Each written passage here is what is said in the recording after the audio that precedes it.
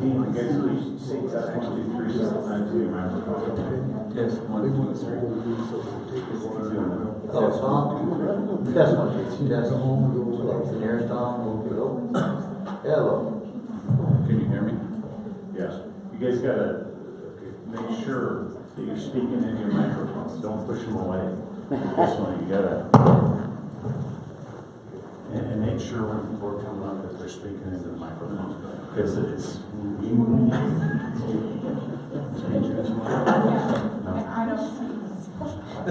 I don't. What if you are? Hi, You Paul. are How are you? okay. Good, how you doing? I'm here. Good, good.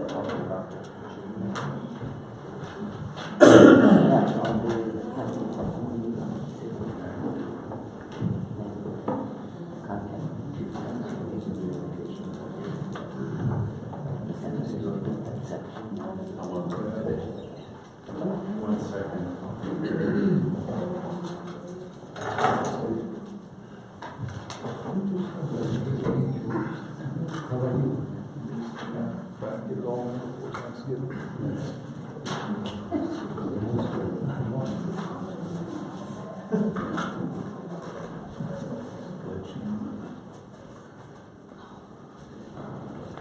It's my own man. No cussing. It's like, I can't handle it.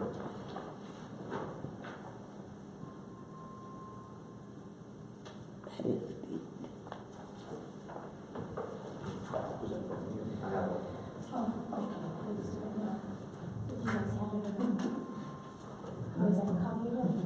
They do, it's at the front of their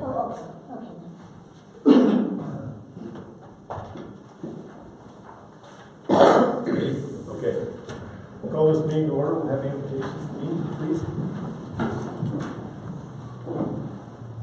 Dear Lord, please help us guide us in making correct decisions for our constituents. Help give us wisdom and truth. And during this holiday season, we thank you for everything we have, little and big. And most of all, please bless those who are less fortunate than us, that they may have food and shelter, keep warm. In your name, amen. I pledge Allegiance to the flag of the United States of America and to the republic for which it stands, one nation, indivisible, with liberty and justice for all. I give you. Present. Commissioner Wilson Present. and Commissioner Ryan. Present. Approval of the agenda. Is there any, I don't know who to look to here. Any additions? Okay, on your agenda that you have here. C under new business. Consideration of wildfire protection grant. What was the addition? Second. Roll call. Commissioner Lopez. Yes. Commissioner Walter. Yes. And Commissioner Ryan. Yes. Consideration minutes, special meeting minutes of October 10th, 2017.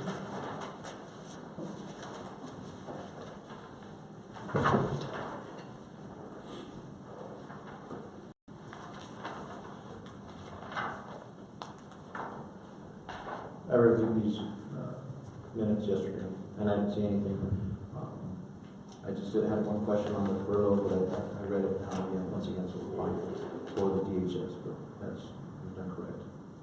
That began the 17th, Christie? I'm sorry, the 31st of October?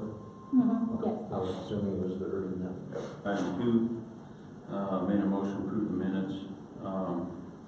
Should be separate the approval of Romero's liquor license renewal. With those changes, under consideration of the, the minutes of the liquor license are kind of going. Oh, okay, okay, all right. So I'll make a motion to approve with those changes.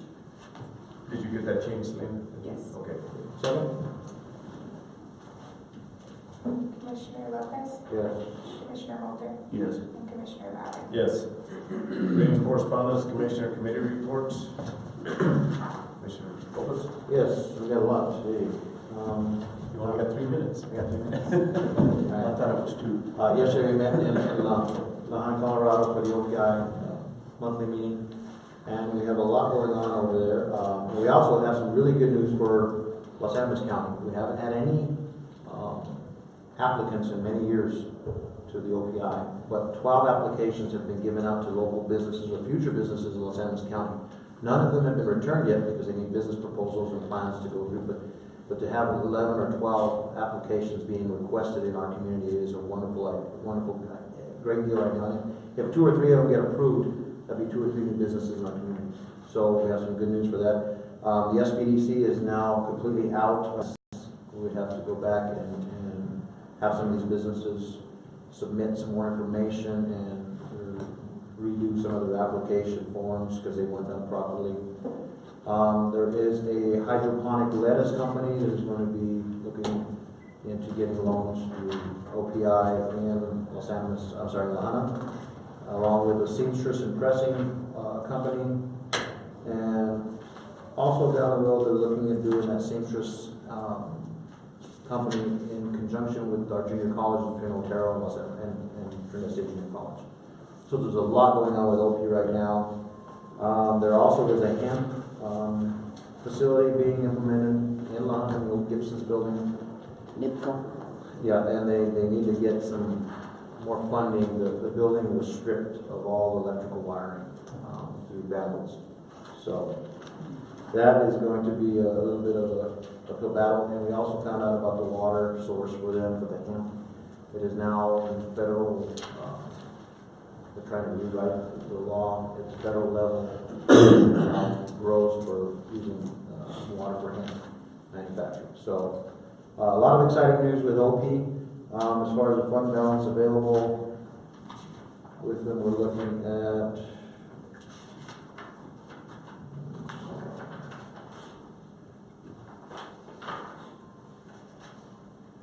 $420,000, what is available. Notes receivable, we have about $288,000. So a total of $420,000, and some of that is going to be able to be borrowed against from the revolving loan fund, which will not go under federal guidelines. So a lot happening with OP right now. So I'm looking forward to the 12 or so applicants in Los Angeles County to hopefully be approved their loans. It'd be great to have at least a few businesses added to our community. So, Yeah, right. All I got is, we had our monthly board of health meeting. Everything seems to go good. The fund balance is ahead of schedule. So they're doing a really good job over there. Other than that, I have one thing I want to announce that I got from Kim at that meeting is there's a, unfortunately with the opioid problem that we have, there's a standing order from Dr. Larry Bowles in any pharmacy in the state of Colorado. So you just go up to the pharmacy, get this. It's called naloxone, and what it's for is for anybody that is overdosing on opioid. This can save their lives. This revives them. So, but there is going to be a little training how to use it and stuff. It's November 30th at 5 o'clock, or 5:30, I'm sorry, at Mount San Rafael Hospital. So I think, unfortunately, we got to discuss things like this, but at least something that's out there. So, everything's going good as far as the budget. They're putting their budget together. So, good learning experience for us. So we attend Monday, Tuesday, Wednesday this week. and the governor's supposed to be speaking on Tuesday. So hopefully we'll be fortunate enough to meet him and discuss a few things. That's all I got. Well, the only thing I have to say is I want to thank the voters for doing what they did. It really helped us out of a jam, and hopefully we can live up to their expectations of the voters. And we're working on our budget, and it's still going to be lean and mean, that's what I understand. So, but again, thanks to all the voters out there that supported this. This was something we really did need. Public comment. Do you have any public comment? Well, nobody stood up, so I think you're okay. Yes, I'm in the You don't get off that easy.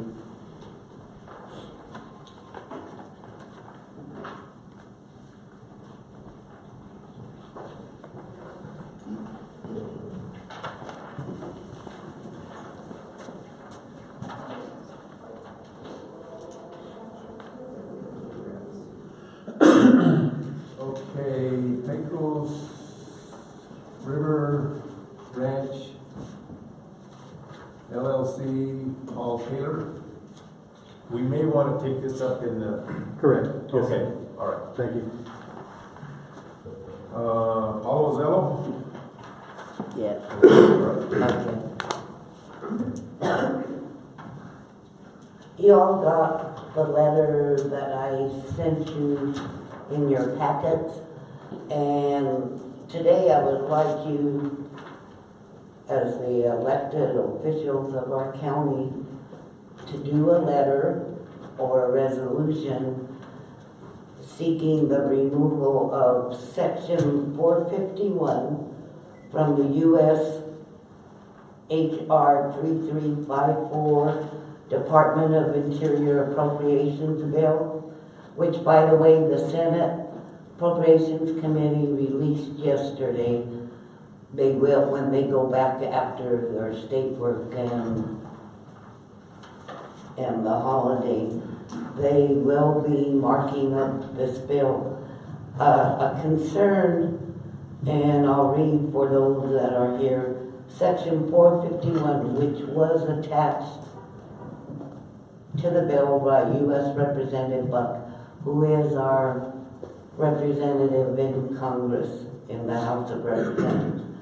Section 451, none of the funds made available under this act, which is the appropriations bill, may be used to enter into a cooperative agreement to establish in any of Baca, Bend, Crowley, Huerfano, Kiowa, Los Angeles County, Otero, Prowers, and Pueblo counties, Colorado, a National Heritage Area, National Heritage Corridor, National Heritage Canalway, National Heritage Route, National Historic District, Culture Heritage Corridor, or other heritage partnership programs.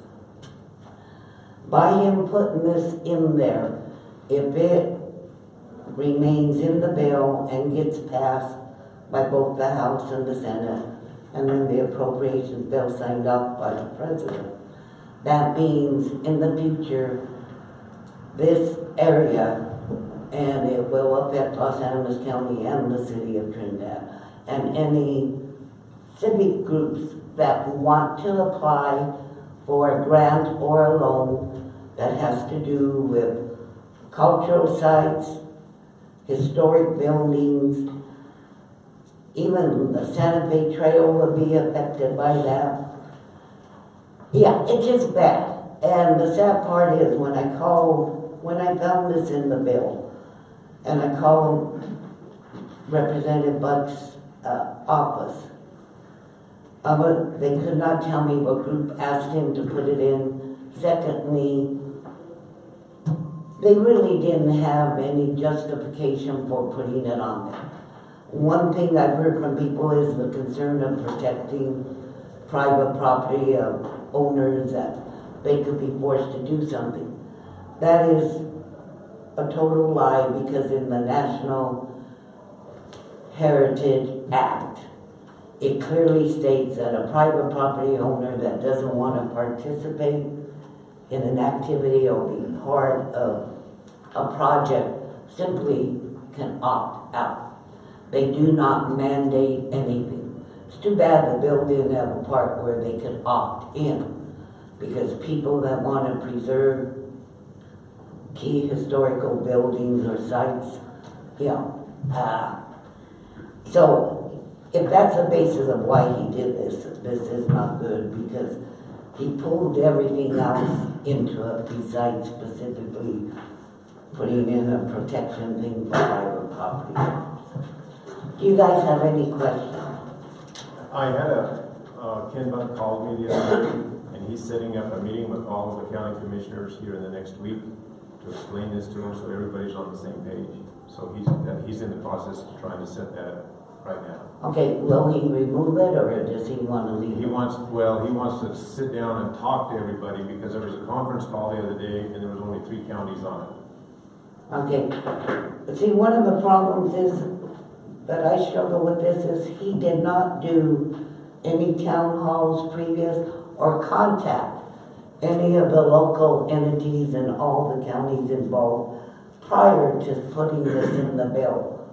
And the only reason it has attention now is because I discovered it in there, because the appropriations bill is huge. And I was in there looking for something else and stumbled on it. And if I hadn't seen it, he wouldn't be having that conference call. And I got a hold of Senator Bennett's office immediately. And so they've been working on it and realizing this hurts. And with our economy the way it is in an area, why would we prevent a funding source that affects the buildings downtown, that could affect Sanitary Trail? And, you know, they are working on setting up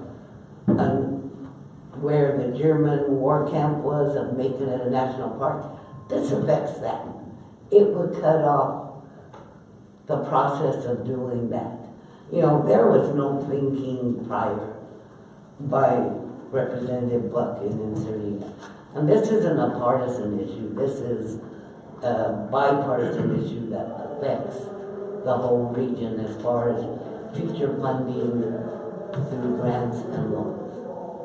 And so I'm hoping that he will do it. And basically, when the Congress goes back next week, the Senate Appropriations Committee will be marking it up. It will go to the full floor, and then it'll go to conference, and the 2 bills, the Senate version and the House version, will be merged. It is not in the Senate version as of right now. So it was kept out of the Senate version, but then the key is when they do the conference call, well, they do their meeting and pull what they want from both. So to me, it's imperative that you get some type of communication to our 2 senators. And I put the contact for the regional directors, because they are doing state work right now on holiday, and if you're going to get something off this week, I would suggest you would, or best part, the earliest, the early part of next week, because the timeline's moving on this. Well, Ms. Ozell, I'd like to thank you, number one, for always being a true advocate for your constituents and your community. Thank you for bringing this to our attention. And we will I will definitely look further into this, and with Mr. Buck and our fellow commissioners here. Yeah. But once again, thank you very much for your Well, I participate in a national network, and we have added this section into it, calling their senators and asking for removal of it. So, and that network has over 500,000 members. So, hopefully they're heard. Thank you. You're Thanks, welcome. Bob. John Manna? I'm sorry, I have no comment. Other than I thought it was a sign-in sheet without my glasses on, so. Oh, okay. So we can scratch you off the Yes, list? sir, I thought it was just a record for Tim. Okay, and Bob Walton, you're for the next, okay. So, are you going to table that, or are you going to do something on it? Well, we haven't, this is the public comment, so we would have to probably bring that back at the next meeting to be able to do something like that. And hopefully by then we'll have heard from you and have a better understanding of what to do.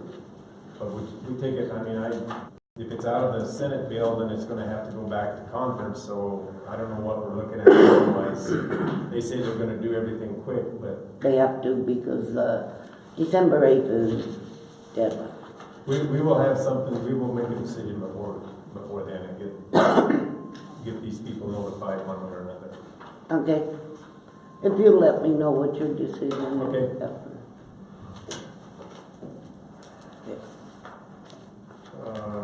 County Administrator report, I guess that's you. I have nothing to say today. Golden Bridge Supervisor, he's pouring cement, so.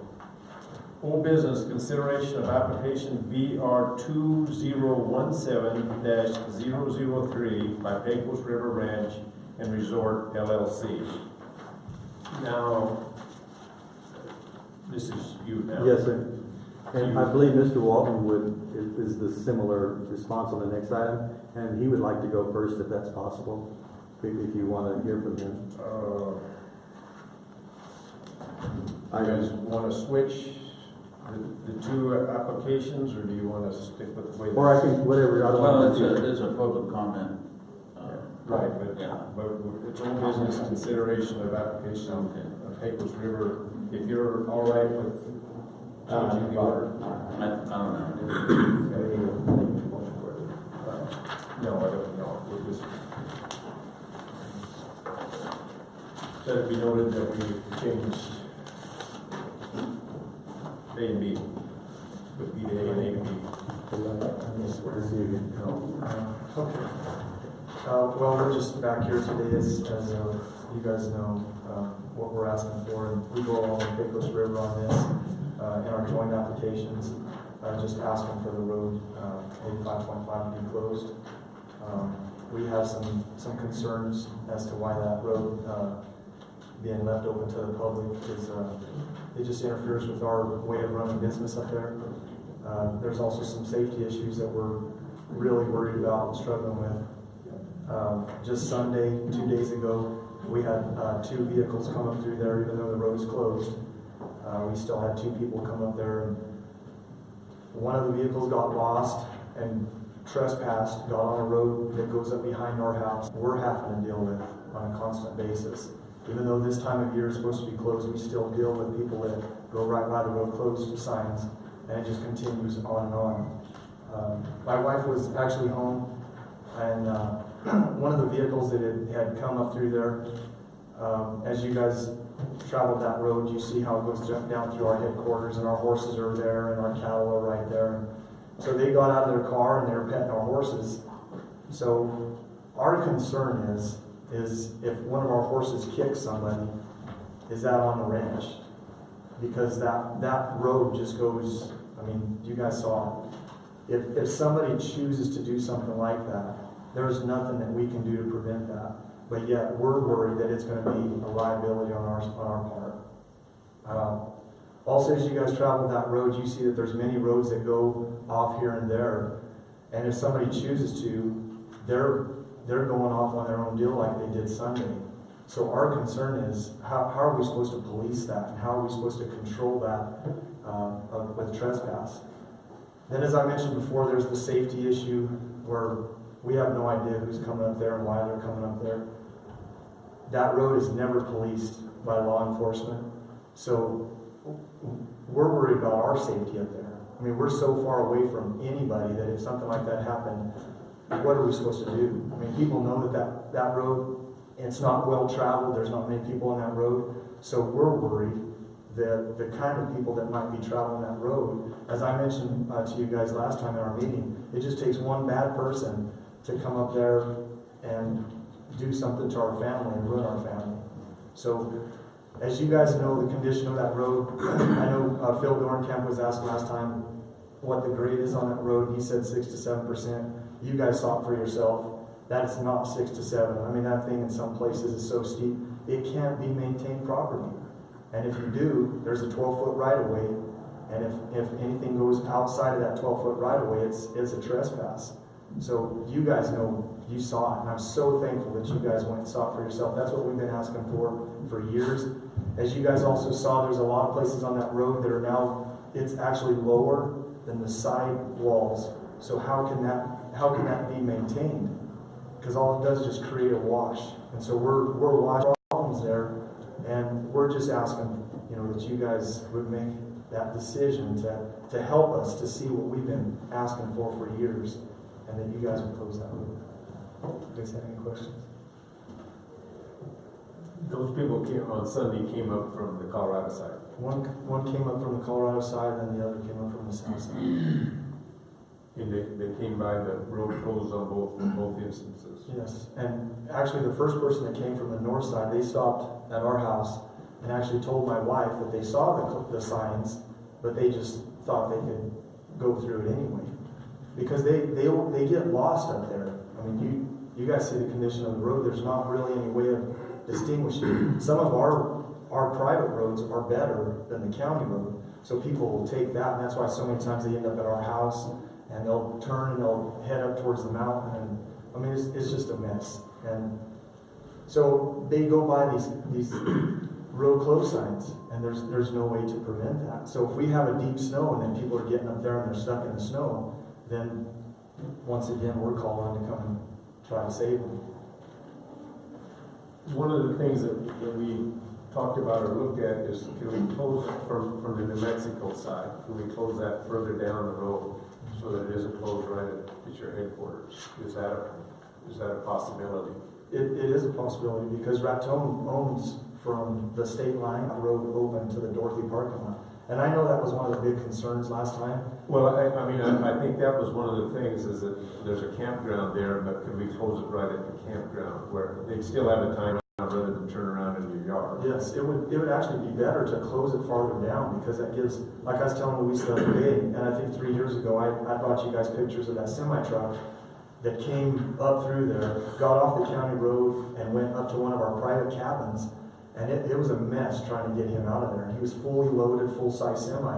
So if the road was closed down further, like at that Dorothy parking lot, it gives somebody a big area to turn around and then go back out.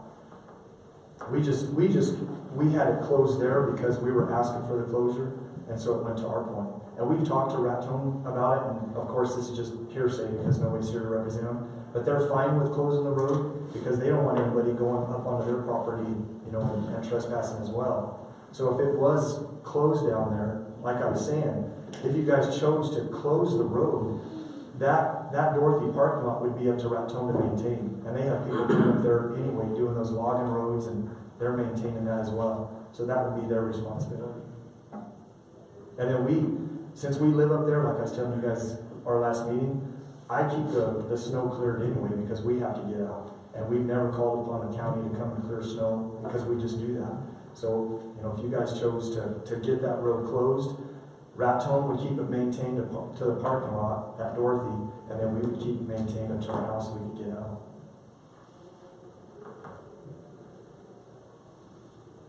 I'd like to hear from Paul as well, before we move forward.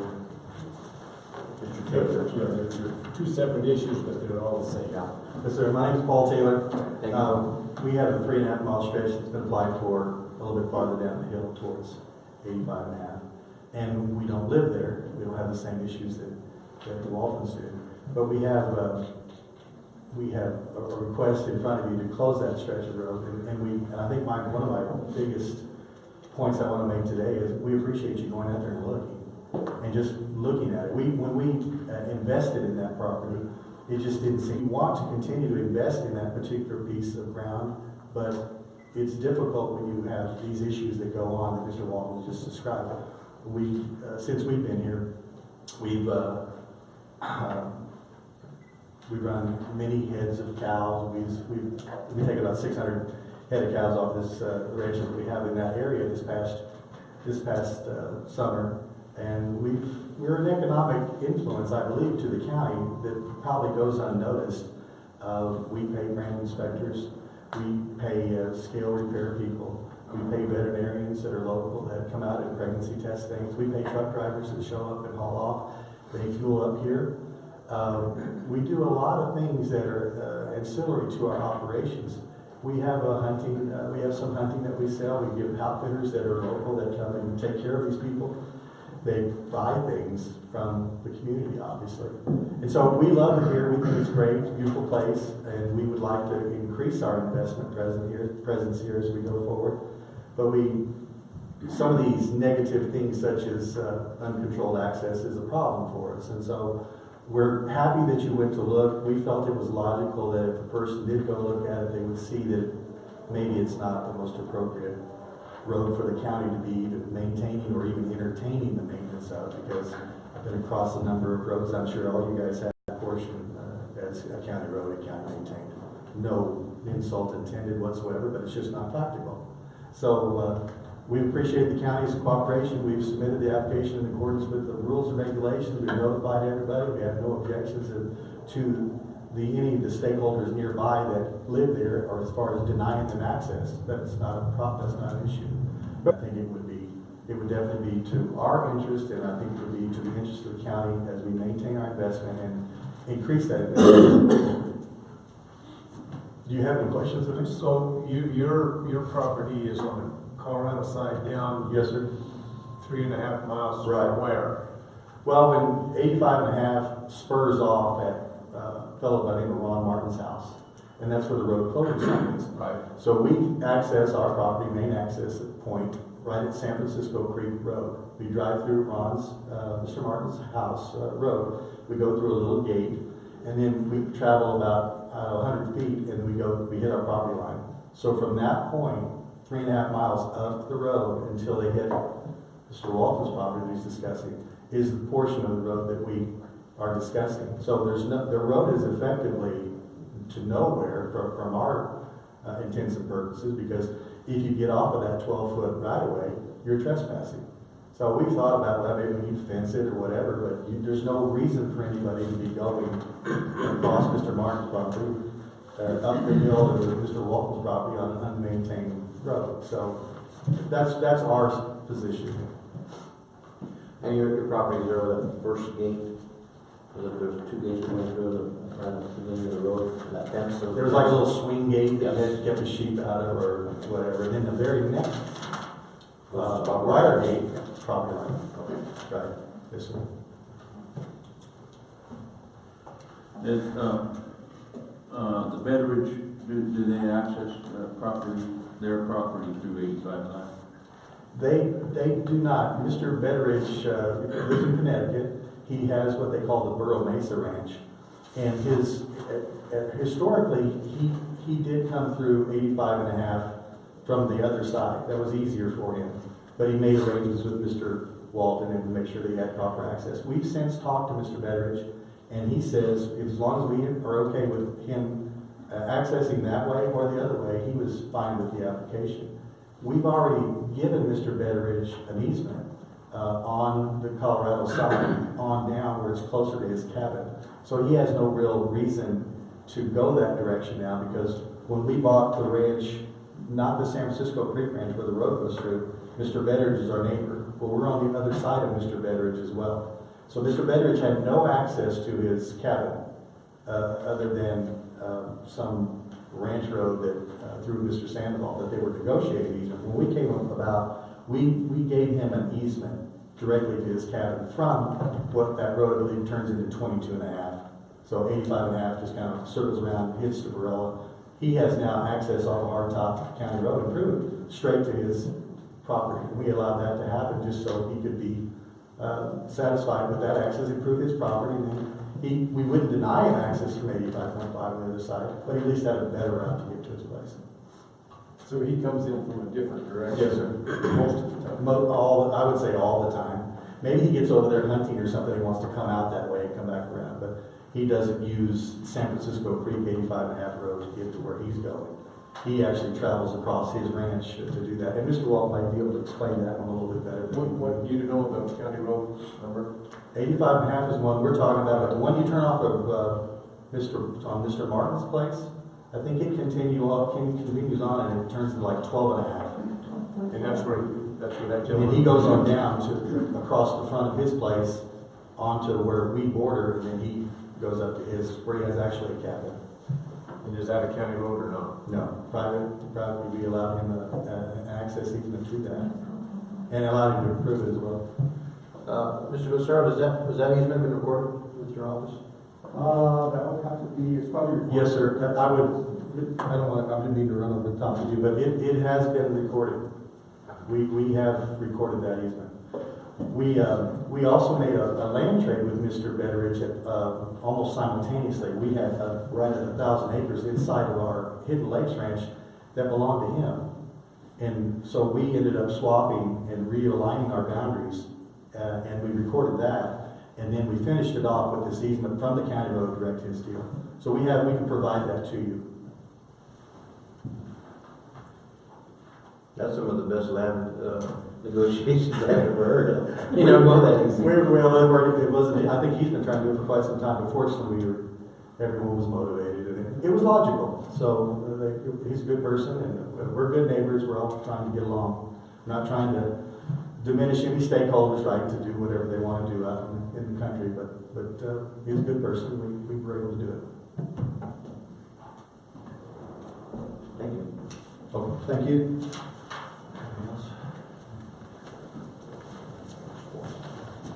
If you guys, I have this in our application, 855 that we're asking to be closed. Right. And this is the 12.5 that they've given him access to his ranch on this side. So it's coming off of here and he's coming up here, Yes. but there is as I understand from him, there is from 85.5 to his place, there is an easement. Yes, from here. What their easement is from 12.5 going through their property onto Mr. Beveridge's property. So his cabin is over here somewhere that you might know better where it is, but the access has been given to his part of the ranch over here. So he's not landlocked by any means. That's what you guys want to do. You want to see the police? Last week, because I've been doing That's still good water.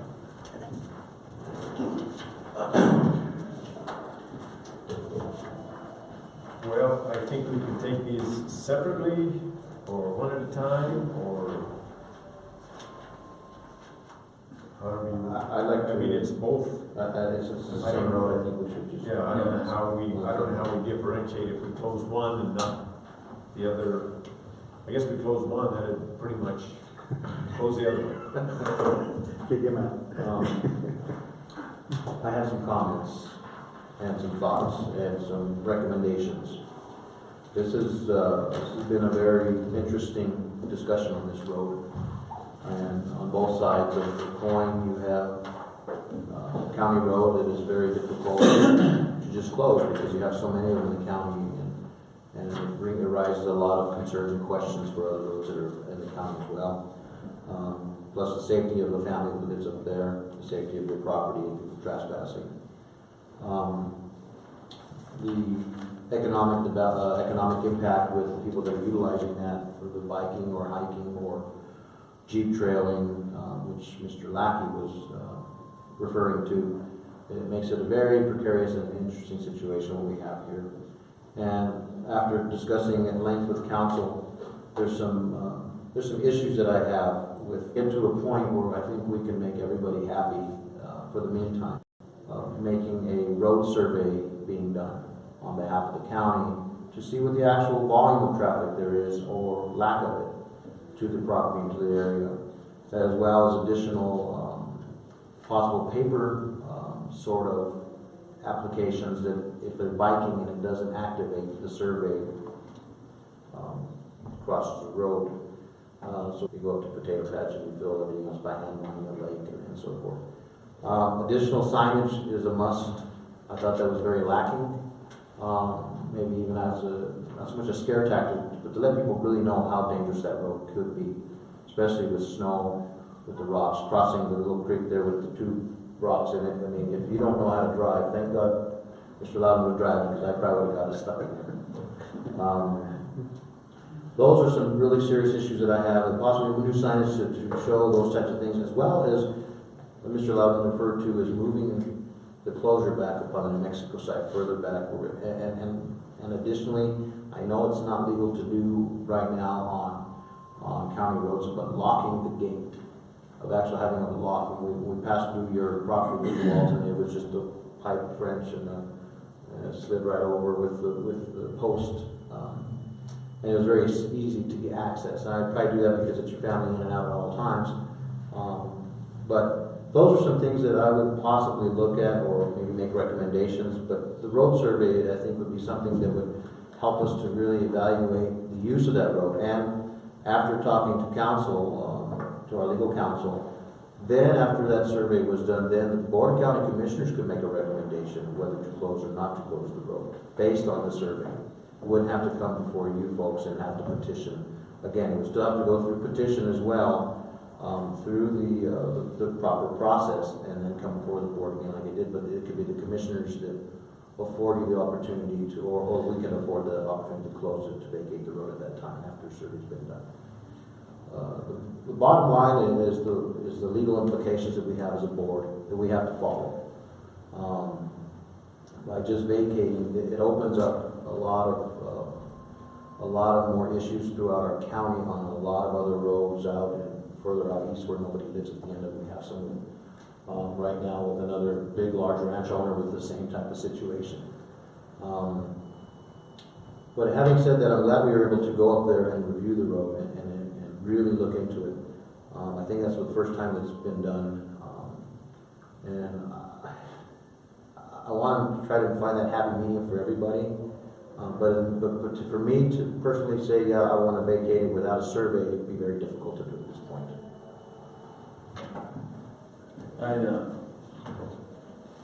I can't really put it any better than what Luis did. He's very good with words and how he puts things.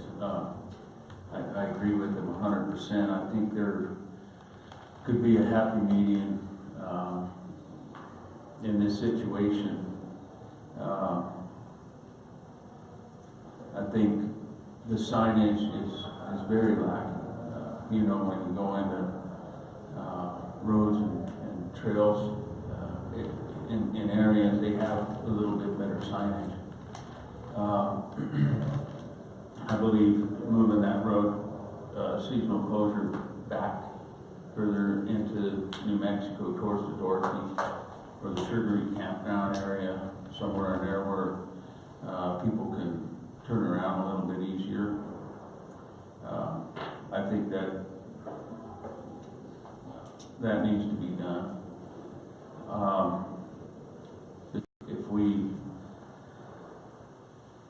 If we do something there, there's a lot of roads that are open year round that are traveled by many vehicles. Trail Creek, Rosa Canyon, up in that area where the road goes right through many yards. And you know, if you look back at the history of county roads, they were to access these homes back in there. And the property owner owned both sides of the road, and houses on one side. Well, the only place sometimes it's on a hill. The only place to put their barn or something is on the other side, down towards the meadows and stuff. And I'll agree with Luis, and I don't think I can make a recommendation to close that road right now. I guess one of the questions that I have is that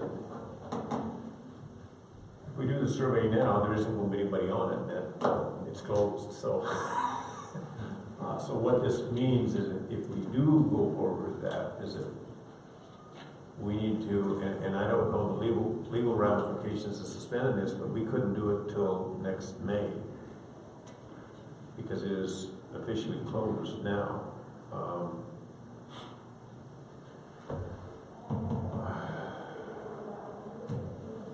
I guess I'm fine with that. We've got 30 days. We haven't got that 30 days yet, and if it may be that you all would have to agree to suspend this till we did a study, or if you didn't, then we may have to make a decision that you didn't like. So right now, that's what I'm fighting with in my mind is how do we make this fair for everyone. I would say that from our perspective, we're willing to work with you guys in whatever manner you feel is responsible to your constituents. If you need to do a survey, it takes time, that's what it is, that's part of it. And you've got the legal liability, you don't want everybody coming in wanting to close their road the next 30 days, you get 16 applicants, we understand that. But I think your idea with the signage and being able to lock it during those periods of time, that's a positive. And maybe there would be some thought process if you decided to close the road. What's wrong with these people that want to travel across it, contacting us and asking for permission before they did? And from our perspective, we don't have any issue with that. You know, if there was a group that wanted to ride their Jeeps up the hill and back down the hill, all they just need to do is contact us. So I don't know why that would be an issue, because we tend to get along with people. It might be different for Mr. Walton, we won't speak for him. But as far as trying to be cooperative and working together with people that have interest in the community, in the county, we're not opposed to that. One other thought that I did not mention before was also possibly closing the road sooner than later for not to affect your hunting rights. Correct. And that's something that we need to address as well. And the key is, if we put a lock on it, then we have to be able to have the sheriff to say it's okay to put the lock on it. And so when it says closed, we put a lock on it, we really can't do that. So the sign speaks for the entire project. So if they ignore the sign, they still go. So it might be somewhat proactive on the county's part to allow it to be locked during the prescribed times. That would be a plus, because then law enforcement could back us up and not let this trespassing occur. Because when it's closed, it's trespassing. When it's open, it's trespassing if they move 12 feet the other direction. So I think we could, from my perspective, I think we could definitely work with something that might be amenable to all parties. And I don't want to supersede anything that Mr. Walton wants to do. I think his idea about getting the road closed back close to Raton makes a lot of sense.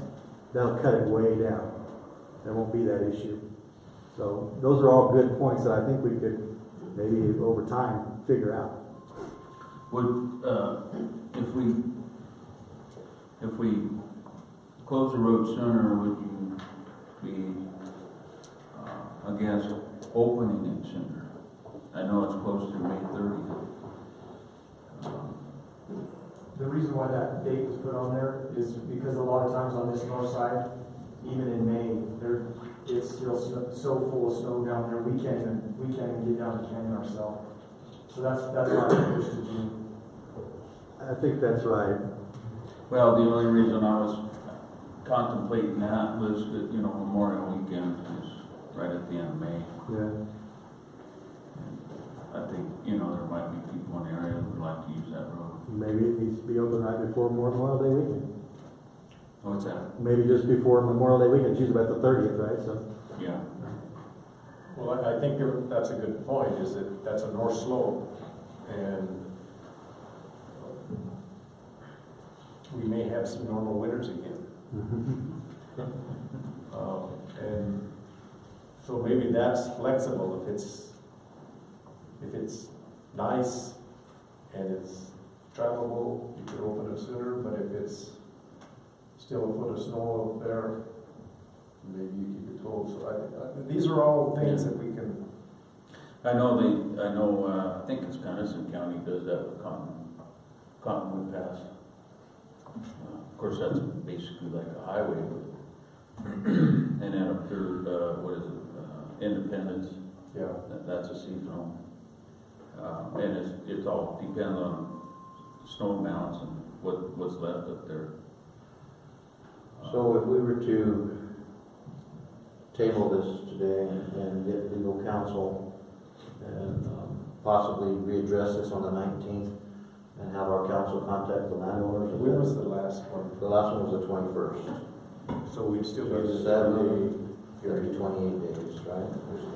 So, it'd be 28 days.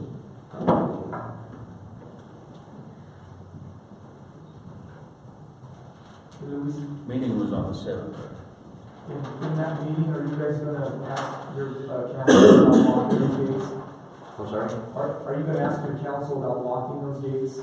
Yeah, I don't think it's through the sheriff's department. It'd be through Well, it's a public road, so that, Well, we've the got some reason why- gray areas here. The reason why we have that post and that messed up deal is it actually works for some people, but we didn't want to lock our side and then somebody come up from Pecos River and then hit our lock and then they'd have to go all the way down. So we left it to where some people, most people should be able to figure that out. Oh, I looked at it, I'm like, okay. Yeah, it's not, If I get to that gate and I come up that other side, I'm going through it. that's why we left it that way. Big So if we bulkheads. could lock it on both sides and we were in agreement with it, then we would know there was no one going to be caught in there. Well, and I think, I don't know if there's another, to my knowledge, if there's another seasonal road in the county, is there? Well, we have Port Pass, Pass. and that's actually closed. But that's open year round. Yeah. Not closed at the top. Just because you drive through it. Well, It's not locked. Bottom line is, what really scares me a lot, Bob, is the safety for your family. That's one of my biggest fears, and exactly what you said. People come in and come out, you don't know who's coming. Right. A lot of people are going to go up there, but probably not going to be the guy trying to rob your house. They want to go and exercise and walk the thing, but he just takes out one person.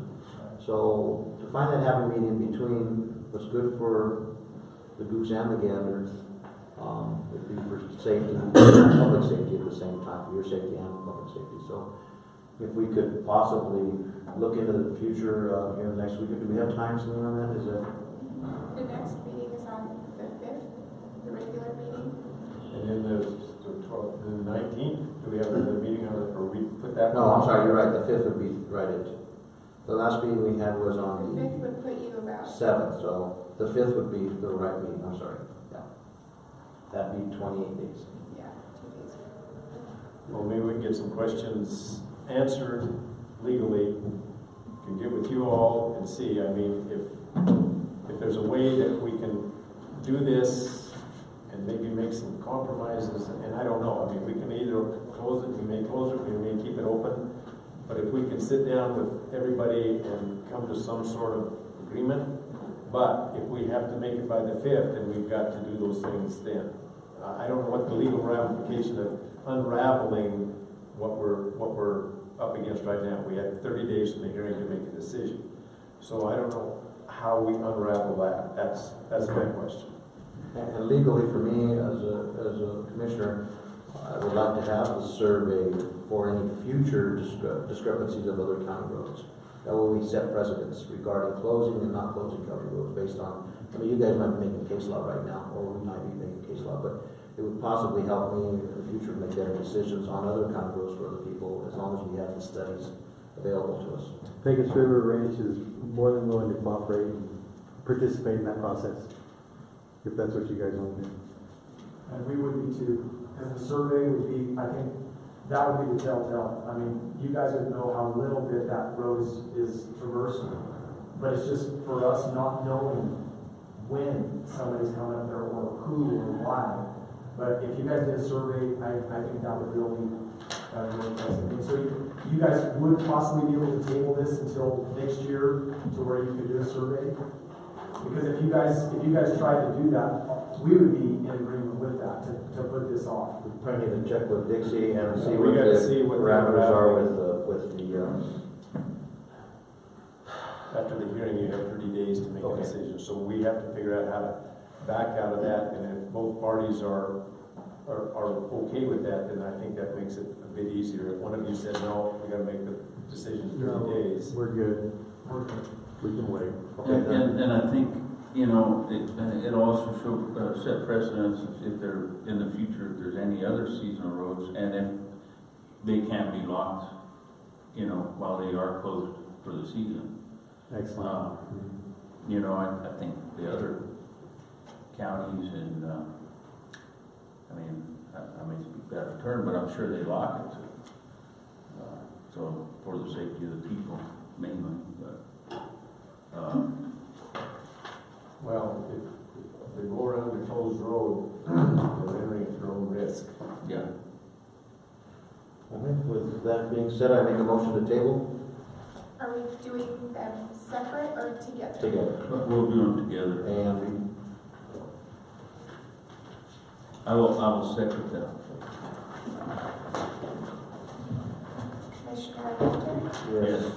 Commissioner Lopez, Yes. and Commissioner Bowden. Yes. And I appreciate you all. Ryan gave this to This was a hard one. Yeah.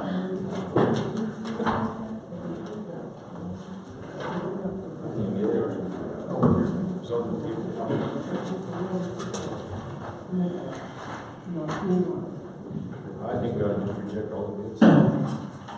Okay. That's a pretty good price for a letter. It's paid $298 yesterday. Huh? It's paid $298. Why use the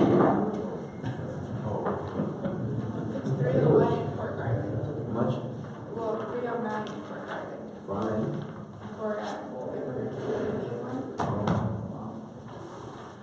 We had Lahana Valley Oil bid $2.15 a gallon for $17,200. Acorn Petroleum, no bid submitted. Alta Fuels, no bid submitted. Wallace Oil, no bid submitted. This was signed by Randy Bowman. So it looks like we have one bona fide bid. So Well, take that. yeah, I mean, I think that's a good price for unleaded right now, and I think with the way the prices are fluctuating right now, I'll make a motion to approve Lahana Valley Oil for $2.15 a gallon for 8,000 gallons. Second? Commissioner Lopez, Yes.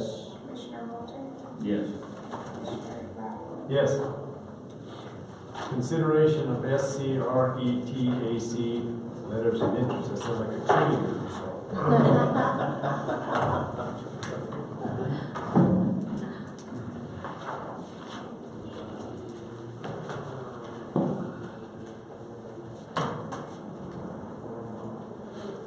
Somebody wants to be a smart aleck, ask him what that stands for. Right? Right.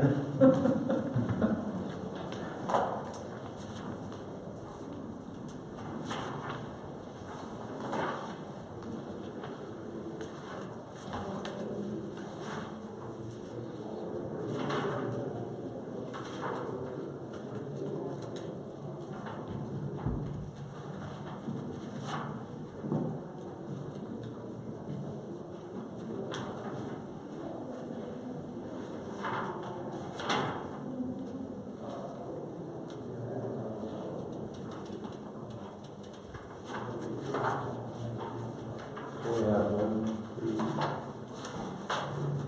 6 applicants.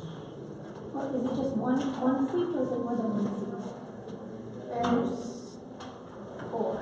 Or is it 4? Do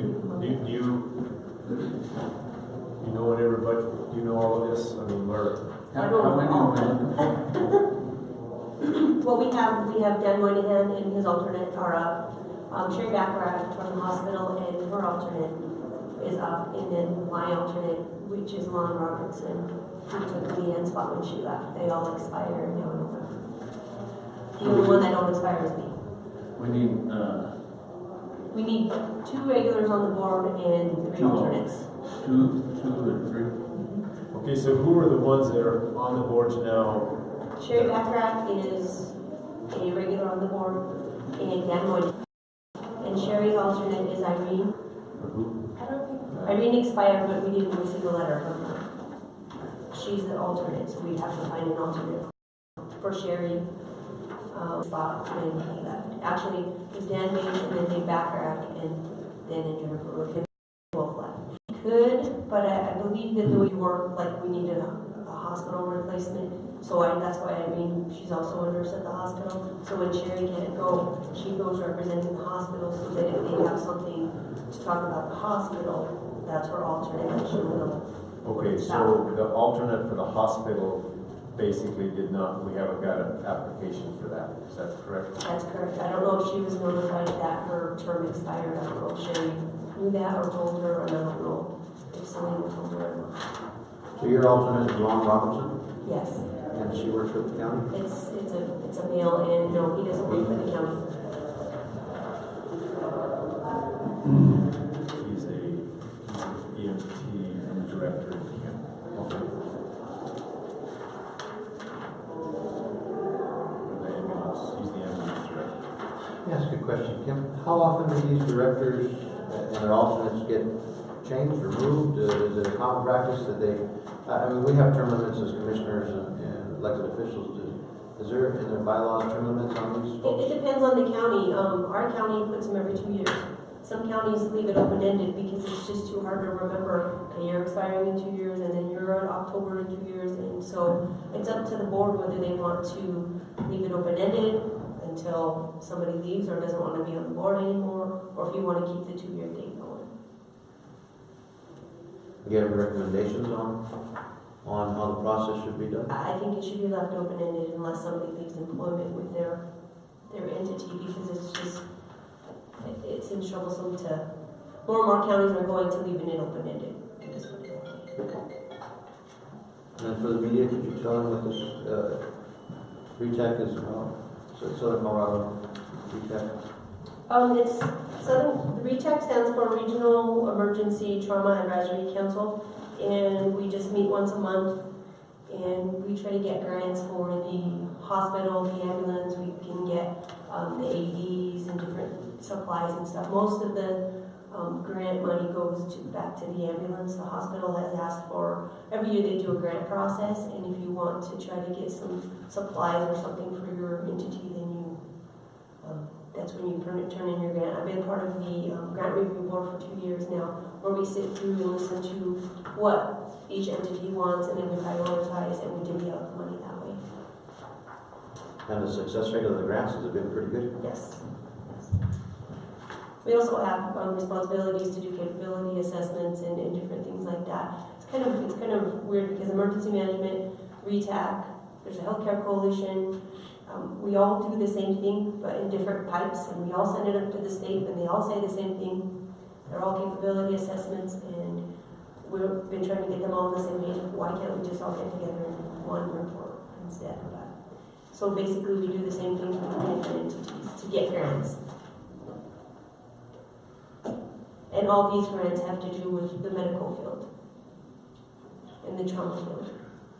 We have some doctors from Parkview and Colon that are on the board as well.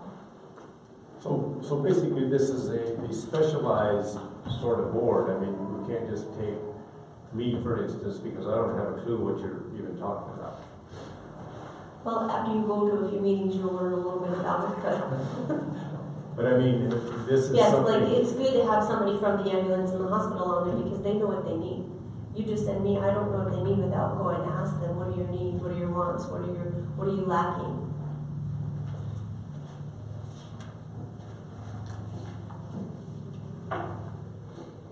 And so I go as the county representative because their checks flow through the county. And so we always want to make sure that we're seeing the activity and what our county's asking for. And because the board is the responsible party to set these choices.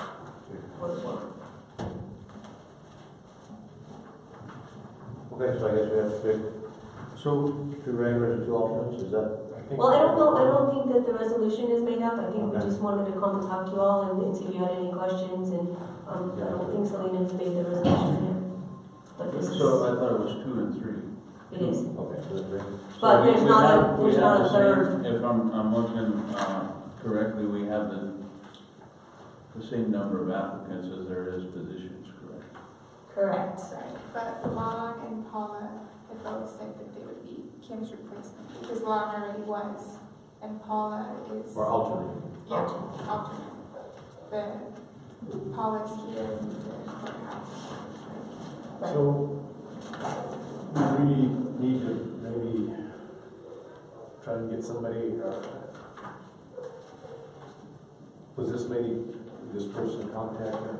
I sent emails to them already. And before you all do the resolution at the next meeting, I can get everything's my neighbor, so. I mean, that's not due to the people that they want. And then you all have to make discussion on what you want to do. I know my public information officer and a lot of emergency management stuff that we have. So that really has nothing to do with RETAC board, but she steps up whenever I need her to do something for me. Okay, so we just need to make a motion for this. I think this is just informational right now. Because these two are the same, right? These are for the same person. Yes. One is from another person to, or another person. That's the secretary, is that Barbara? That's the secretary of the Yeah, ambulance? yeah, that's for Andrea. Mm-hmm. And then this is from Andrea. Yes. And if you read the email says, attached is the letter for Andrea, so she just sent that email to Selena.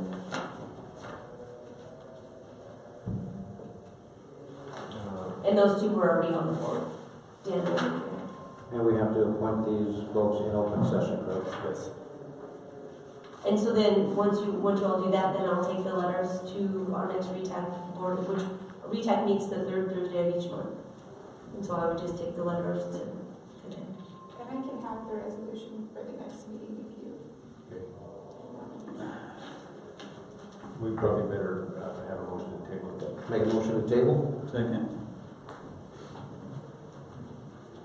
Commissioner Walter, Yes. Commissioner Lopez. Yes. And Commissioner Brown. Yes. Consideration of wildfire protection grant. Thank you, Kim. You're welcome.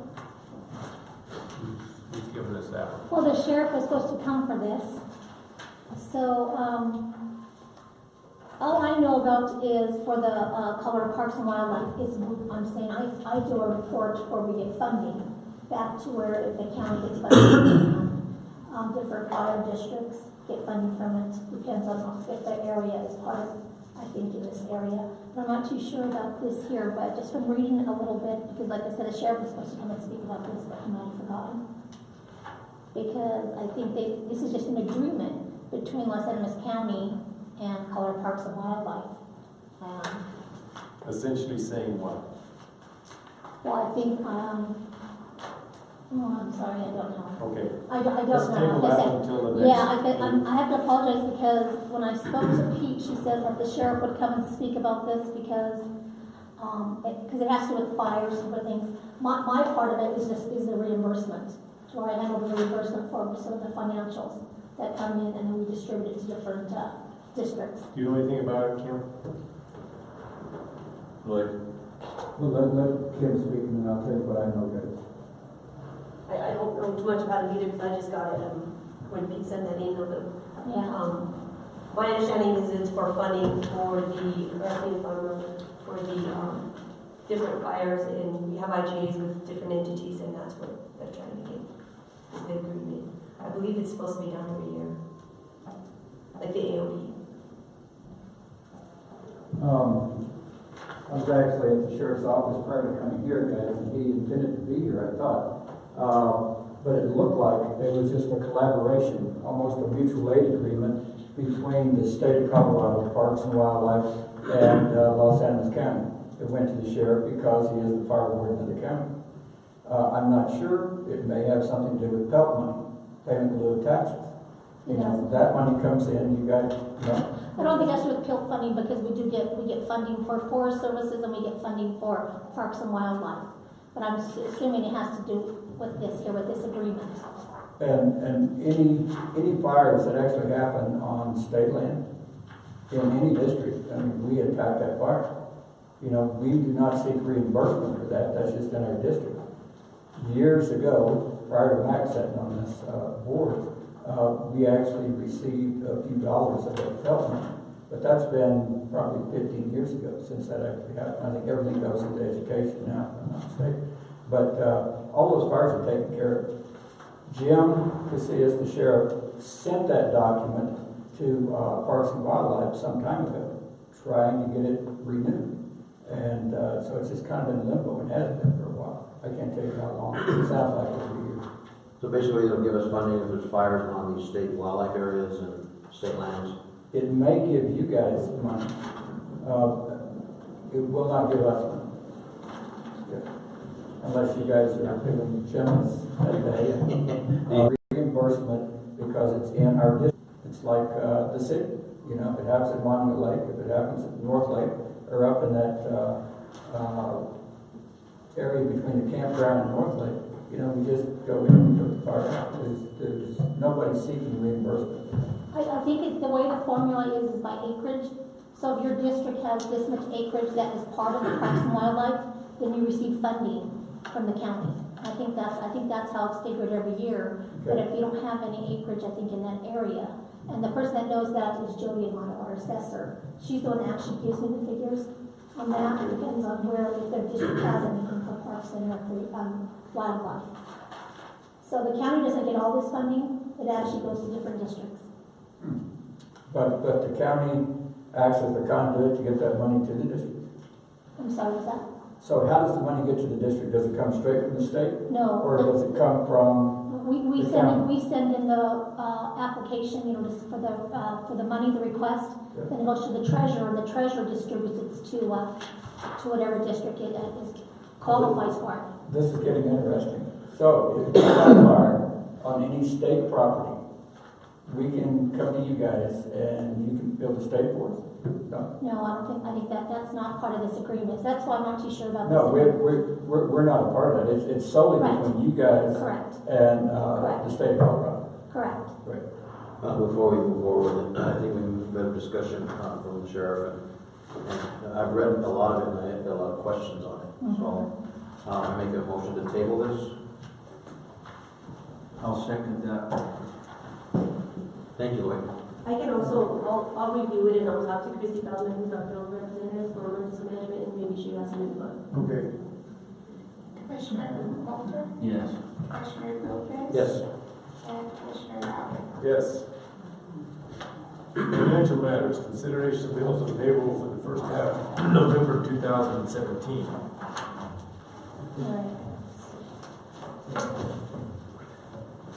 Payroll as of October 15th is $147,268.70.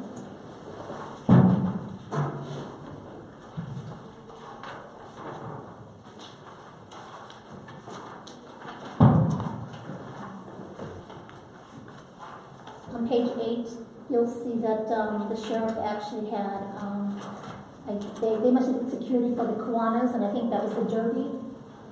They did, so we had some, that's reimbursable when we receive the money, but we actually pay out the employees. And then we had on-call for them, the total of $1,565 for sheriff extra duty. So those things that have a name beside them, they will pay that. For the Kiwanis, correct, I'm pretty sure I think I've already received that. Okay. The monies for that. Because they billed Kiwanis to say that they actually did security for, 1, 2, 3, So 4. $480. Yes. So that was that. And it's just straight actually wage, it's no other for fuel or, I'm actually, like I said, I'm not part of that agreement, so. Okay, one other question, what does HVE stand for? High visibility enforcement, so we receive reimbursement for that also too. I don't know what it stands for, it sounds like enforcement. It's DUI enforcement.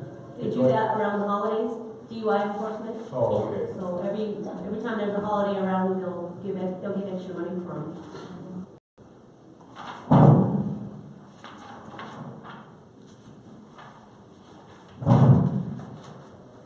On November 1st, bills that were paid were $30,725.35. Okay, so what page are you on? I'm on page 12.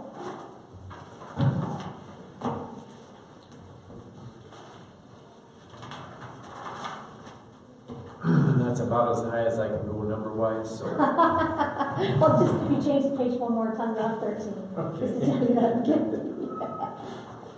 Yeah, so that's that one. Nothing really big notice. I just wanted to show that we paid the computer kernel because the election, I think that's when her computer died and we had to like up her memory, something on that. So nothing really out of the ordinary. On November 15th, bills paid were $1,909,607.91. And let's see what we have that's large here. Oh, they had a grant, 8427 for $773,000. So that we will receive, I think, 50% of that back from DOLA. The other one large was $126,800. That came the sales tax. That was the lock system for the jail to fix the locks that they're having problems with. That came out of the capital improvement fund for the jail? Yes, the sales tax fund. Sales tax improvement fund. And let's see. Then 54,000, that is the agreement we have with Mount San Rafael for DOLA. That was their first reimbursement. To pass through. Correct, so I submitted it to DOLA, we received the money back, and then we paid Mount San Rafael Hospital for that. Okay, so that's the first payment on that. And I think the fourth quarter, I think they're gonna have a lot more on that benefit. And then that's it.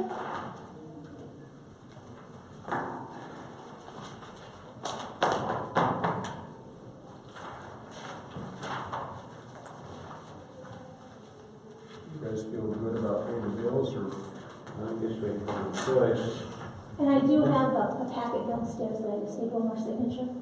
So I can actually pay bills, doesn't matter, I'm saying just so I can actually pay bills today before we go on the holiday. We can pay these and not those today. Okay. Also, we need to discuss CCI stuff. We'll go down there. I make a motion to approve bills. I'll second that. Commissioner Walter, Yes. Commissioner Lopez, Yes. and Commissioner Powell. Yes.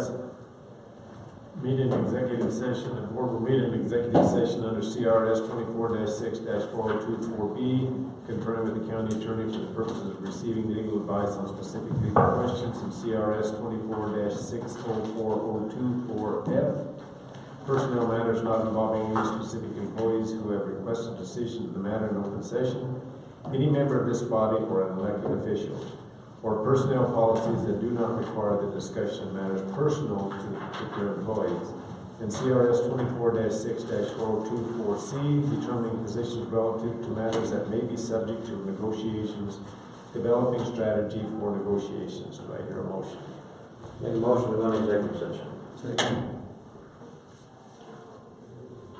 Commissioner Walter, Yes. Commissioner Lopez, Yes. Commissioner Powell. Yes. You guys are gonna vote